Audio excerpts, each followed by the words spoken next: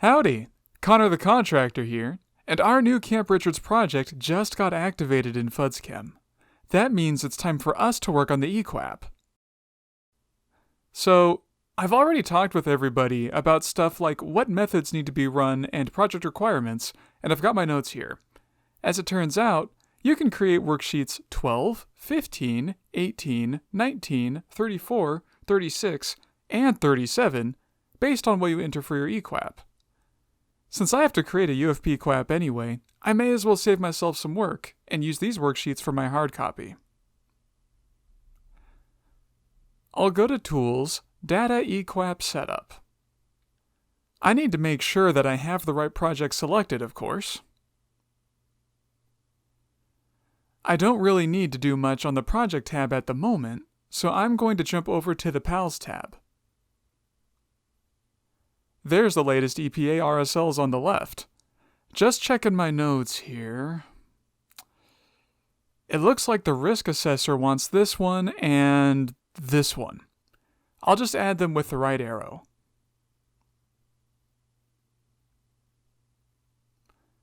And then I've got my custom PAL for ecological screening levels that'll get uploaded real quick. How do I do that again? Oh yeah, they have a video about that. I'll go find it. I added the PALs and prioritized them over here on the right. That'll help with some automation later. Since I set it to apply the lowest applicable PAL, it'll automatically see which one of these three is lowest and apply it for us. Next is the Copy eQAPP tab, where I can add my method templates. I'm definitely going to choose the most up-to-date QSM version for this project, and I'm going to need SW6020B, SW8330B, and SW6850. I'll choose the closest options and get them added. I can update to the specific version that I want on the Methods tab. Now, I'll step through each of these tabs in order to finish building my eQAPP.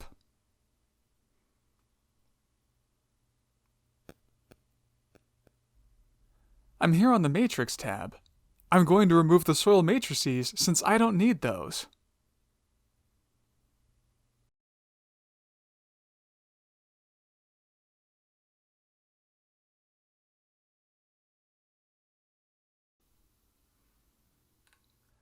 Alright, next, sample prep. So here, I can get this list down to the prep methods the lab is actually going to use. With the methods taken care of, let's take a look at the QC Elements tab next. This tab is automatically filled in with the flagging from the most recent DoD Data Validation Guidelines. Those are the ones I want, so I don't need to edit anything here. The PAL Associations tab is next. I'll match my PALs with my methods, and it'll automatically choose the lowest one for each analyte on the next tab, based on the rules I said earlier.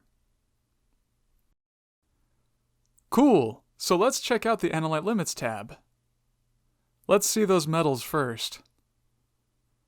I definitely don't need this whole list, so I'll do a little cleaning up. Then, I'll add the lab detection and quantitation limits that Laura sent over to me from the lab.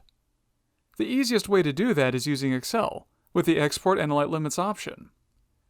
I can follow the video tutorial for that. I'll do the same for my other methods too. I'm so glad there's a video on how to do this. Beautiful! Holding times are next. No adjustments are needed here, so I'll leave it as is. I'll move on to the Analyte Criteria tab. This is what tells the ADR where to apply the flags. Some of the laboratory's in-house limits for their LCS are actually a little tighter than the QSM limits, and we wanted to use those for batch control. I'll update those analytes here. We also wanted to change the RSD evaluation for our field duplicates, so I'll make some quick adjustments to those before wrapping things up. Done. I'll head back over to the Project tab to screen for errors.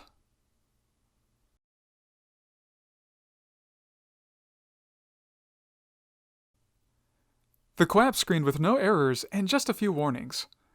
I took a look at the warnings and talked about them with the team. we should be good to go. I'm ready to certify the eQAPP, but first, I'll select Laura the lab tech from the dropdown so that she'll know to review it. It's been a day since I certified the eQAPP, and Laura reviewed everything first thing this morning.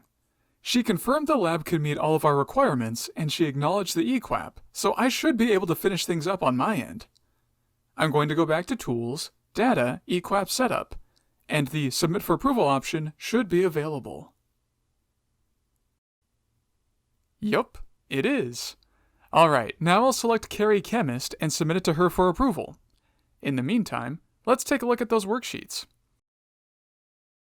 That's under Reports, UFP-QAPP Worksheets. I'm going to take a peek at Worksheet 12 first.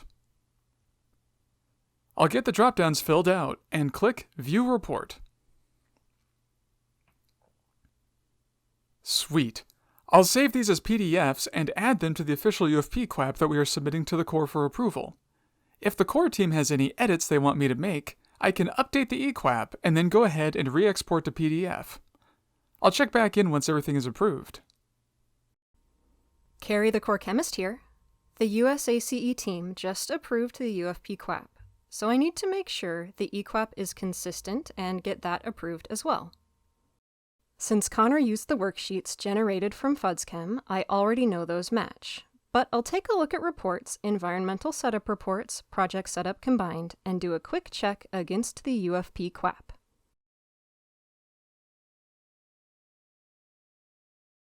Okay, everything is looking good with the eQAPP, so I've come to the eQAPP setup tool where I will be able to click Approve.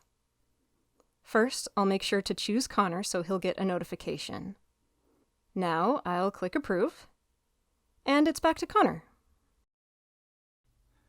We got the UFP-QAPP through all the different layers of approval, so I'm going to add a PDF to the FUDSChem library for reference, since the eQAPP doesn't contain everything that the UFP-QAPP does.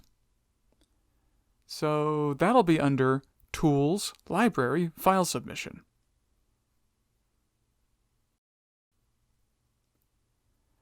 I'll upload my file. Then get the metadata updated.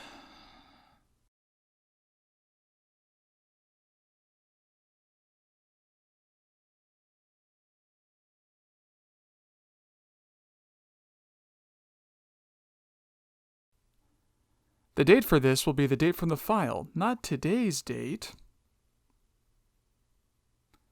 I'll set Carrie the chemist as the reviewer.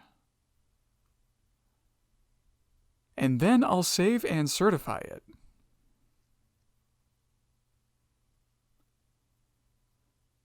Cool, that'll be ready for Carrie to approve into the library. Next steps for me are to enter locations. For those of you watching, thank you for being here with us. We go over many topics from this video in greater depth in our tutorial videos, linked in the description. Don't forget to subscribe to the FUDSChem YouTube channel for more tutorial videos. If you have questions or comments, feel free to contact us at fuds.support@synectics.net. Thank you.